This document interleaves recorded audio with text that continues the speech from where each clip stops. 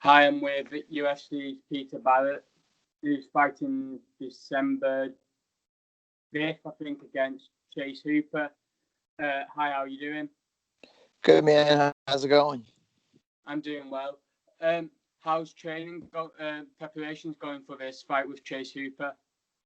So far, so good. I mean, albeit we're kind of still in like a semi-lockdown state, but we've been able to get some small groups at the schools that I train with to keep me busy and keep me prepared. Um, has it been quite tough, like being able to get a fight under these situations? Like, has it been quite frustrating for you? Not so much for me. I mean, I fought back in August, and now I'm fighting again in a couple of weeks. So for me, I've been able to stay pretty active. Uh, albeit because I'm in the UFC, but definitely on the local level, it's a lot harder for the guys that are looking for fights to get into the UFC to compete right now. Um, I know there's like a couple local amateurs from here traveling quite a ways to get fights right now, just to make sure that they're staying active. So for me, it's been easy, but for some of the regional and local guys, it's been real tough. And obviously, this fight's taking place at the Apex Arena Centre. Obviously, you fought there last summer. I think it was on the Dana White Contender Series. How is it like fighting there? Like, what's kind of like the atmosphere like, and what's kind of like the venue like? Yeah, so the Apex Center is like this big, huge building, and only like one corner of it is done, and that's where they do all the fighting. Um, and it's like it's pretty much built and designed to put on exactly what they're doing. So it's like it's a cool venue, it's a cool little setup. It is what it is. Um, I've never fought in a packed arena, so I don't know what it would be comparatively to have the crowd or the UFC size crowd cheering behind me. So that's cool that it's like I don't have to feel like I'm missing out or that it was removed or taken away from me. But I mean, dude, it's a good time. You know what I mean? We get in there, we spar. We spar. It's kind of like a glorified sparring session because it's so quiet in there. You get in there, you fight, and you get out, and then they bring next batch of people in for the rest of the card because it's such a small venue and because of Corona, the state athletic commission in Nevada is only letting them bring like 8 to 10 fighters at a time. So that's 4 or 5 fights at a time. So every time you fight, they go get another guy and bring him in, and they put him in your locker room after they clean it. So it's kind of cool. It's kind of weird, but I mean, it's better than not fighting, that's for sure. Yeah. Did you think you'd be able to be fighting this year, or what was kind of your process like early in the year when this came out? So I was scheduled to fight back in April before everything shut down, and then my fight got called um, like 2 weeks before it was supposed to go off.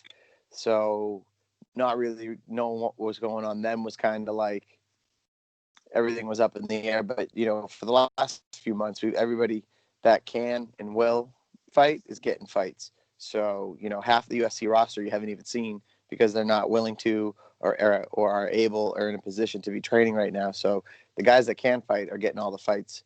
So it's one of the best times to be in the UFC actually because as long as you're healthy and you're willing to fight and train, they'll put you on. So you're happy with the way they've like handled the like entire situation? Like obviously a lot of people were a bit skeptical about it, but how have they done on your side? Like how do you think they've fared with it all? Um, you know, I was a little put out originally. I was a little put out when um, my card and the pay per view card it was the week before me. There was a big UFC that got pushed, and it was the first UFC back or the first pay per view back after the shutdown in May. I think they did their first show in May or June. Mm-hmm. That big first pay per view card was supposed to happen in April, and I was supposed to fight the week after. They canceled those events, and they said, you guys have first dibs to get rescheduled. But we saw other promotions canceling their events and paying their fighters at least their show money. So that was Mm-hmm. a little frustrating. But once having fought and seen what they've done to make sure that the fighters are safe, feel comfortable, in clean, disinfected environments. Like, they're going above and beyond on the back end of it to make sure that, each camp has their own suite, has their own training room. Each coach has their own bed. Each coach has their own bathroom. Like, they're going way above and beyond to take care of us, like, inside of our bubble. So that's really cool to see. Yeah. And also, obviously going back to your Dana White contender fight, obviously they had a card coming up in UFC Boston, I think it was, and obviously you're from that area. I thought like it was kind of weird that you didn't get on that card, because obviously I thought they wanted to stack that card up with guys from Boston, and obviously we're just coming off a win. How come they didn't put you on that card? Like, what was the reasoning for it? We tried to get on the card. There just weren't any matchups. We had let the matchmakers know that we were going to stay ready. We were going to prepare to fight for that night, and we were going to wait for a matchup, and we just never got one. So, instead of being a pain in the ass before getting a fight, I didn't want to, push that envelope too far. We told them we were ready. We told them we'd be prepared, and then we never got the matchup. So we just kind of had to. I just had to watch all my teammates fight. And also, this division is so stacked at the moment. Obviously, you fought in a very tough debut against Ufc'S, and now you're fighting another up and coming Chase Hooper. Do you feel like these guys are kind of underestimating you? Maybe feeling like that you're kind of like a gatekeeper to where they want to be. Like, how do you? What do you think about like the way you've been matched so far? Are you kind of like happy fighting all these like younger prospects? Yeah, I mean, originally I was supposed to fight the kid that I was supposed to fight in April, whose name is escaping me right now, and it'll probably come to me in a minute or two. I think he's from Scotland. Daniel My Henry. age.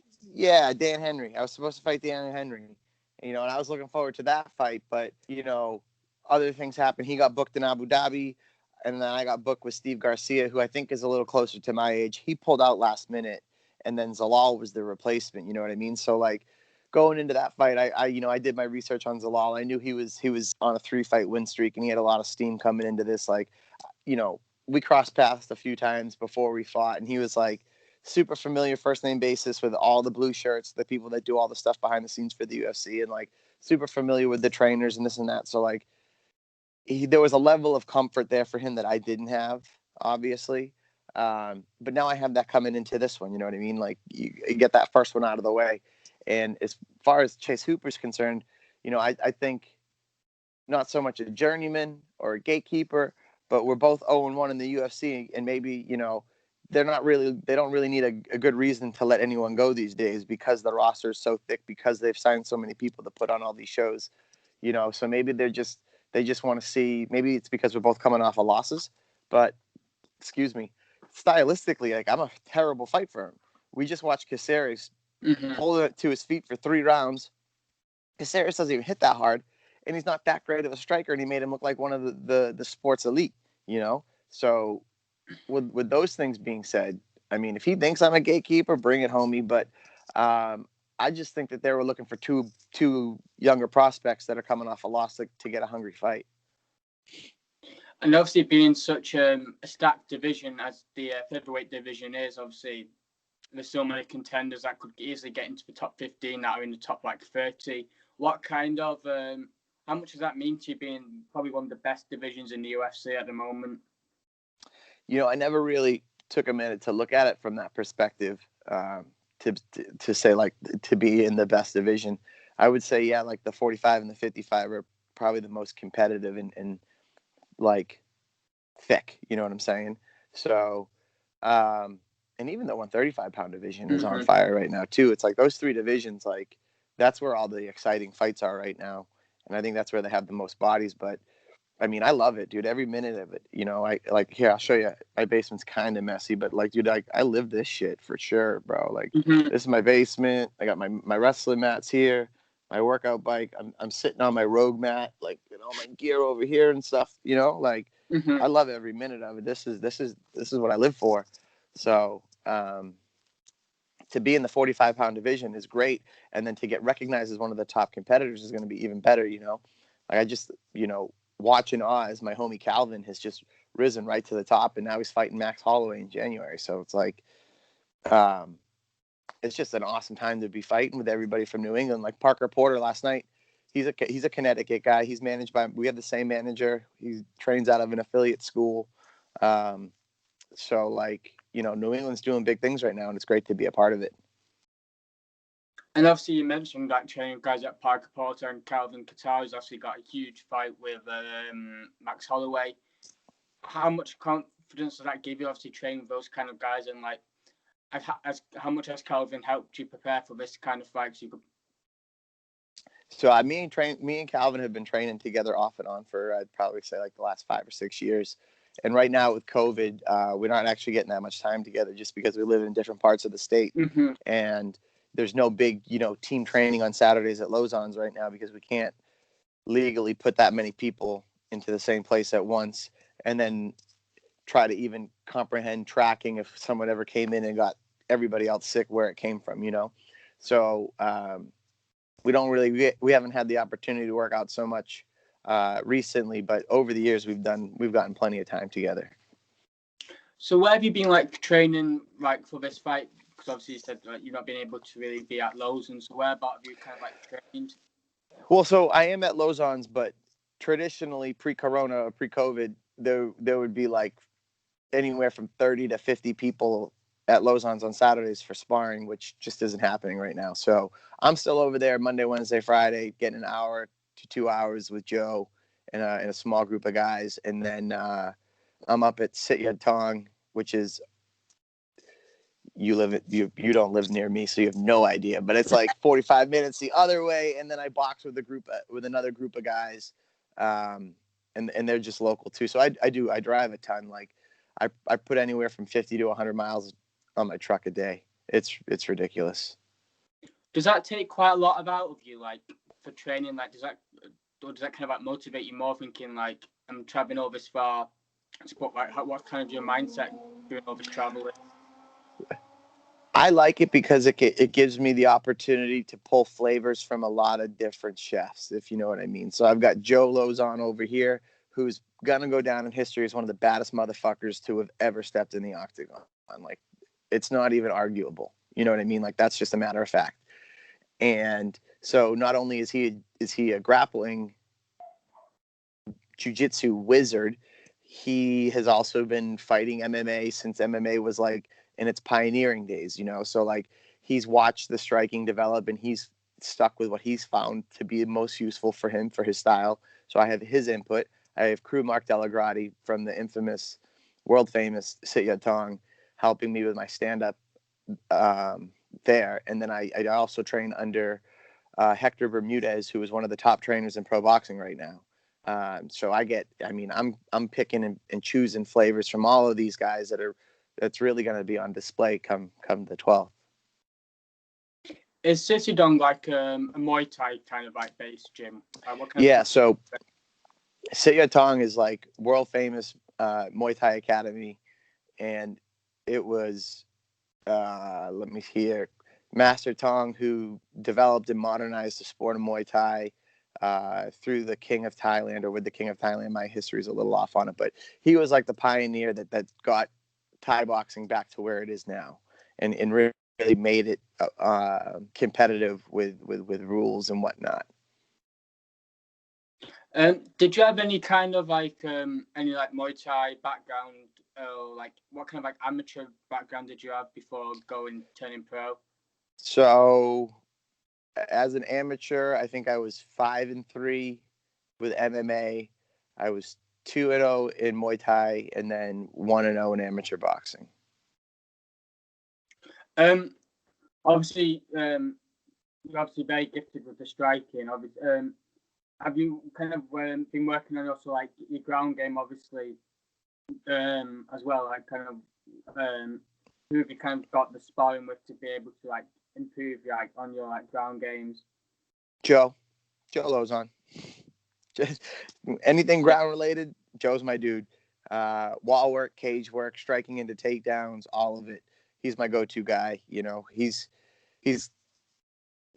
knows what works. He's tried it all. He sees what doesn't work.